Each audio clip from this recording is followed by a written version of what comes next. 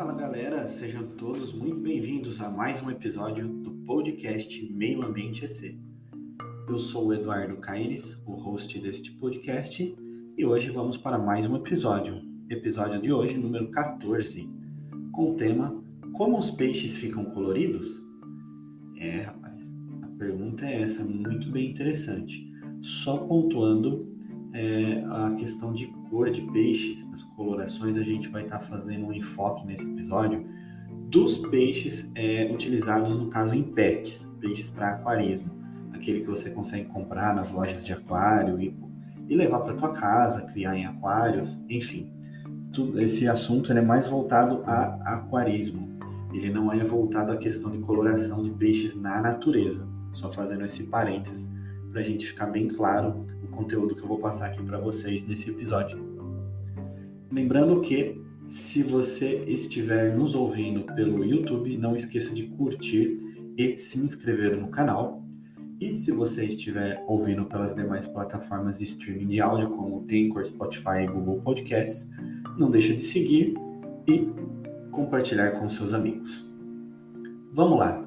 Então, pessoal, é isso aí. A questão peixe tem coloração. É muito bonito quando a gente vê naquele aquário lindo que a gente monta na casa, ou a gente monta em casa, ou vê na casa de um amigo, até alguma loja, enfim. Em algum lugar nós vemos alguns aquários, aqueles peixes com cores vivas, aquelas cores maravilhosas, né? Aquilo salta muito aos nossos olhos, aquela beleza.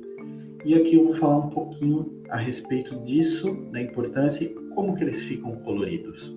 Então, primeira pergunta, qual a importância da cor nos peixes? Os peixes mais coloridos, eles não apenas são bonitos, como eu acabei de dizer, ao nosso olhar, mas também quanto mais viva, mais bonita a sua coloração, isso é um indicativo de saúde.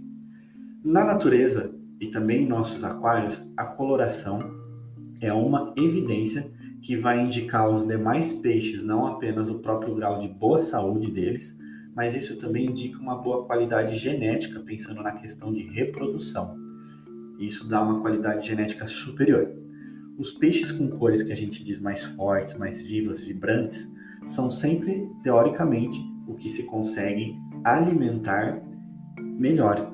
Então, eles conseguem, além de se alimentar melhor, eles consomem mais alimentos. E isso traz para eles uma série de vantagens que indica que eles têm mais força, maior habilidades, maior inteligência, etc.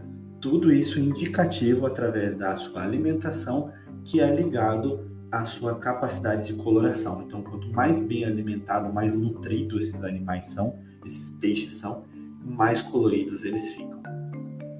Em resumo, indivíduos melhor adaptados e mais aptos são aqueles que vão ter mais chances de se reproduzir e perpetuar a espécie, pois são os que escolhem entre si os melhores, no caso, mais coloridos, parceiros, e isso passa essa questão da melhor genética aos seus descendentes. Isso vai garantir principalmente a perpetuação da espécie com os melhores indivíduos e mais aptos. As cores dos peixes se dão devido à pigmentação da pele deles, das escamas, ou seja, pelo acúmulo de pigmentos orgânicos naturais. Existem dois grupos distintos de coloração em peixes e que podem ocorrer de forma simultânea. São os chamados bicromos, que são os pigmentos naturais coloridos em si, e a chamada coloração estrutural, que são as cores metálicas reflexivas. Então, quando a gente vê aqueles peixes que tem alguma cor mais metálica, que às vezes quando bate uma luz a gente percebe que é metalizado, aí a gente está chamando essa camada aí de coloração estrutural. Bicromos são os pigmentos coloridos que basicamente são compostos por carotenoides e melaninas. Os carotenoides são sempre os responsáveis pelas cores fortes e brilhantes, no caso de coloração vermelha e amarela, e também os tons intermediários entre essas cores primárias. Nos peixes, é vital saber que os carotenoides não são produzidos pelos peixes. Eles adquirem esses pigmentos exclusivamente pela alimentação.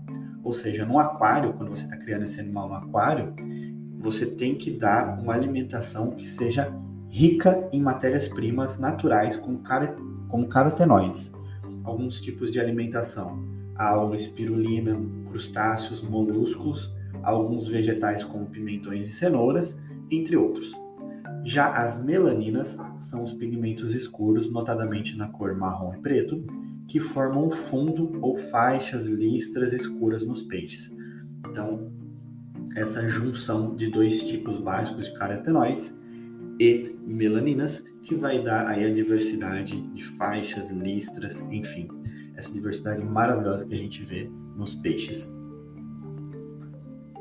Por outro lado, a chamada coloração estrutural, que é a responsável pelas cores metálicas, como por exemplo azul, prateado e verde, e nesse caso, esse último que eu disse, se forma quando o azul estrutural cobre ou é coberto por camada de carotenoides amarelos. No caso, azul mais amarelo dá a cor verde.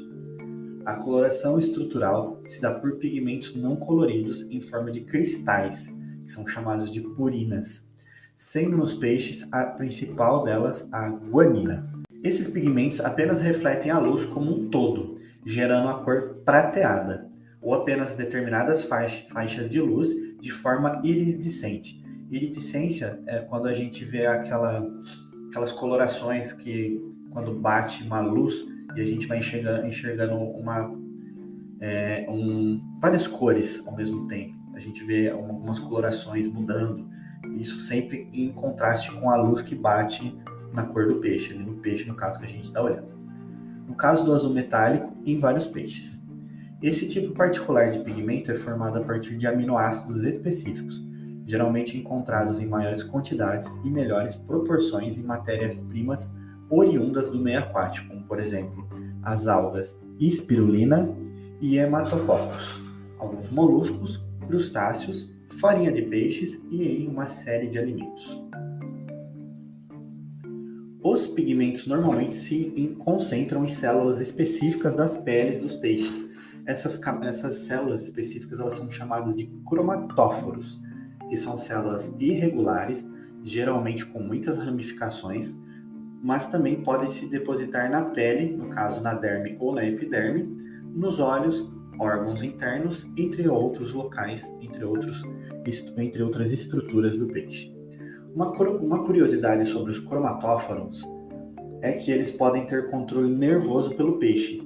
O que quase todo aquarista ou curioso já percebeu isso é que quando faixas negras somem ou ficam muito mais escuras de forma rápida, isso tem muito a ver com o estado psicológico do peixe. Quando assustado ou relaxado, essa questão pode mudar. E quando tranquilo ou disputando com outros peixes, enfim, outras situações ali que vão mexer com o estado psicológico, o estado mental dele, essas cores elas podem oscilar. Os cromatóforos recebem e armazenam pigmentos de diversos tipos. Esses pigmentos são obtidos pelos peixes na sua alimentação, no caso que vem pronto como carotenoides, ou como matéria-prima para produzir as cores, no caso, os aminoácidos. E também para a produção pelo próprio peixe, que aí no caso ele, através de base de aminoácidos, ele produz a melanina, a guanina e etc. Apenas os alimentos com alto valor nutricional trazem quantidades desses nutrientes de forma correta. O alimento depois de ingerido pelo peixe é digerido de forma semelhante ao que os outros tipos de animais normalmente fazem no sistema digestório. A digestão no peixe começa no estômago, onde enzimas vão quebrar os alimentos até o tamanho de moléculas que possam ser efetivamente absorvidas pelos ciclos celulares.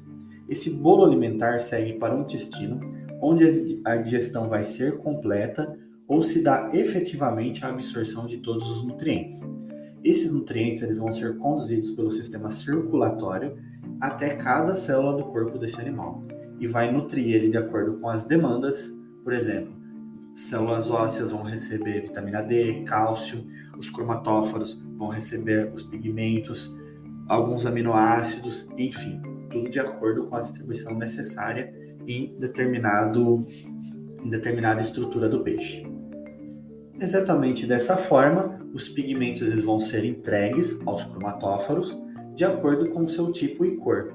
No caso, os melanóforos vão ser abastecidos com melaninas, aí nas cores marrom e preto.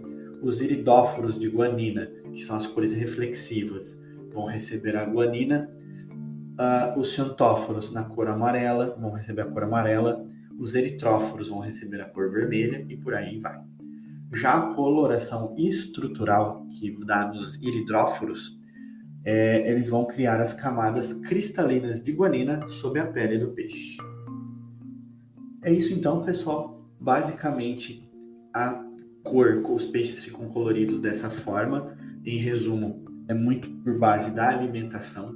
Então, se você tem um aquário e seus peixes não estão ficando muito colorido ou estão com umas cores ali muito opacas, enfim, isso quer dizer sinal que pode ser uma baixa alimentação, uma alimentação de má qualidade ou algo que possa estar causando um transtorno ou algum desequilíbrio no estado emocional desse peixe. Então, o ideal é que você sempre esteja atento. Peixes com cores saudáveis, com cores fortes no teu aquário vai indicar uma grande saúde dos animais que estão, dos pets que você cria no seu aquário. O episódio vai ficando por aqui. Espero que vocês tenham gostado e compartilhem com seus amigos. Um abraço e até o próximo episódio.